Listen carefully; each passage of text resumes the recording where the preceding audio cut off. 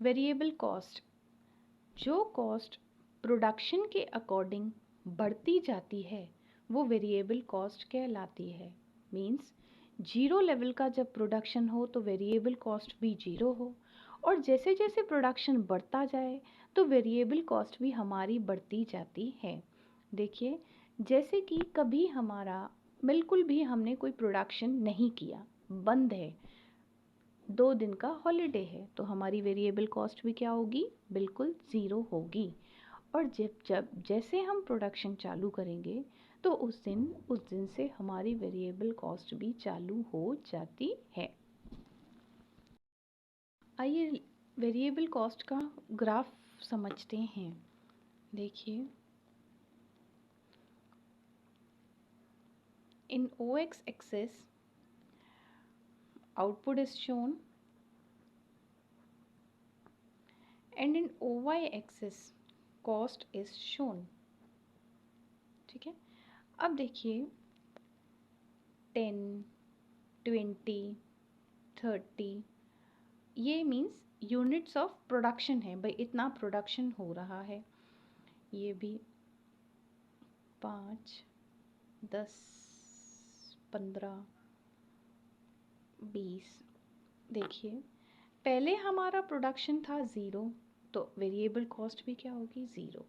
जब हमारा प्रोडक्शन बढ़ के 10 हो गया तो ये भी हमारी क्या हो गई, बढ़ के ये हो गई। जैसे 20, फिर ये 20 हुआ तो ये भी हमारी क्या हो गई, 10 हो गई। फिर ये 30 हो गया आउट प्रोडक्शन, 30 यूनिट्स, तो ये भी हमारी मीन्स ये भी हमारी कॉस्ट भी क्या हो रही है, यूं बढ़ रही है। तो दैट इज़, ये क्या है, हमारी वेरिएबल कॉस्ट। इसका मतलब है जब हमारा प्रोडक्शन ज़ीरो होगा तो हमारी वेरिएबल कॉस्ट भी ज़ीरो होगी। Is that clear to everyone? आपको मैंने पिछले वीडियो में मैंने फिक्स्ड कॉस्ट का समझाया था, होप आपको समझ में आ गया होगा। फिक्स्ड कॉस्ट कभी भी ज़ीरो नहीं होती, क्योंकि इवन ज़ीरो लेवल के आउटपुट पे हमें वो चुकानी पड़ती है, जैसे कि रेंट है, इंश्योरेंस है, ये सारी चीज़ें हमें चुकानी पड़ती है, चाहे इवन जब हमारा प्रोडक्शन बंद हो। लेकिन वेरिएबल कॉस्ट, अगर हमारा ज़ीरो लेवल का प्रोडक्शन है तो ये भी ज़ीरो होगी। Is that clear to everyone? जैसे कि रॉ मटेरियल है, जितना प्रोडक्शन होगा उतना ही लगेगी, नहीं होगा तो इस पे खर्चा नहीं लगेगा। और जैसे कि वेजेस हैं, वेजेस अगर प्रोडक्शन के हिसाब से, भाई कितना जितना वो काम कर रहे हैं उतना उस हिसाब से अगर हम उनको पेमेंट कर रहे हैं, तो अगर उन्होंने किसी टाइम काम नहीं किया है तो वो भी हमारी कॉस्ट उस हिसाब से लगेगी। अगर प्रोडक्शन नहीं हुआ है तो वो भी ज़ीरो होगी।